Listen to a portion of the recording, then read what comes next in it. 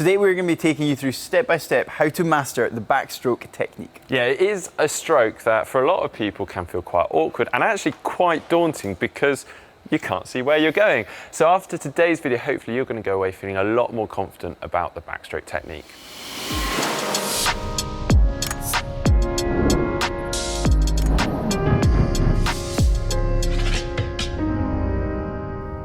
Backstroke, as the name suggests, is on your back. So you're looking up towards the ceiling of the swimming pool or the sky. It's important you maintain a flat body position, keeping your body as close to the surface of the water as possible, making sure your hips don't drop too low, as this will slow you down.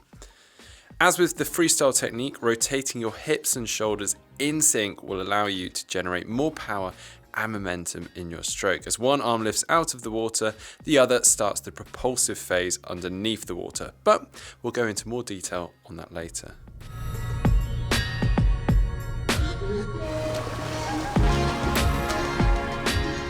In terms of head position, as I've just mentioned, you should be looking upwards towards the ceiling, but also making sure that you keep your head still and straight with no movement to either side.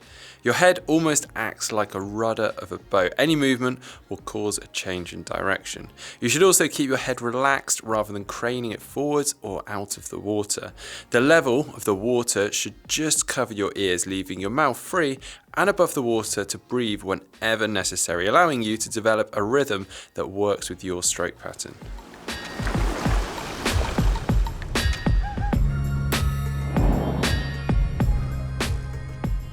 To start the arm action, you should lead with your thumb as you then continue to lift the rest of your arm out of the water.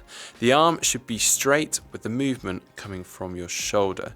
As your arm comes over the top of you, you should start to slowly rotate your arm and hand so that your little finger enters the water first, with your palm facing outwards. Your arm should pass by your ear before entering the water between your shoulder line and the center line of your head. Once the hand is into the water, you should then turn your palm so it's facing down towards the bottom of a pool, whilst also rotating your shoulder down into the water as mentioned earlier.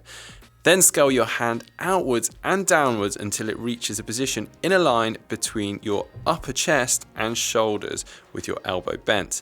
And then rotate your hand again so that your palm is facing towards your feet, and then push through the water until your arm is fully extended by the thigh and ready to be lifted out of the water again by the rotation of the shoulders.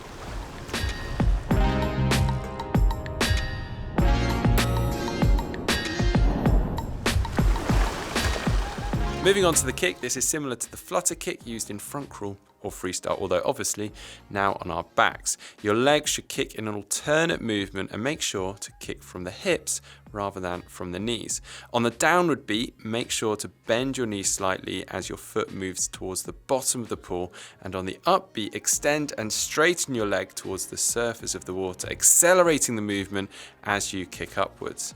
Whilst making this movement upwards, keep your foot in a relaxed position, ankle extended and toes relaxed.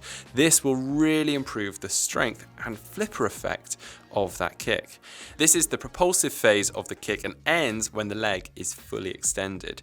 Try to make your downbeat kick more relaxed than the upbeat movement so that your muscles can relax, and make your kicking quick and concise movements for best efficiency. A good drill to help your backstroke kick and also combine the rotation work of the stroke is to simply kick on your back with your hands by your side and rotate your hips and shoulders in sync. Continually rotate slowly to one side and then back to the other. I suggest using fins to make it easier, but also to accentuate this movement and feeling of the action.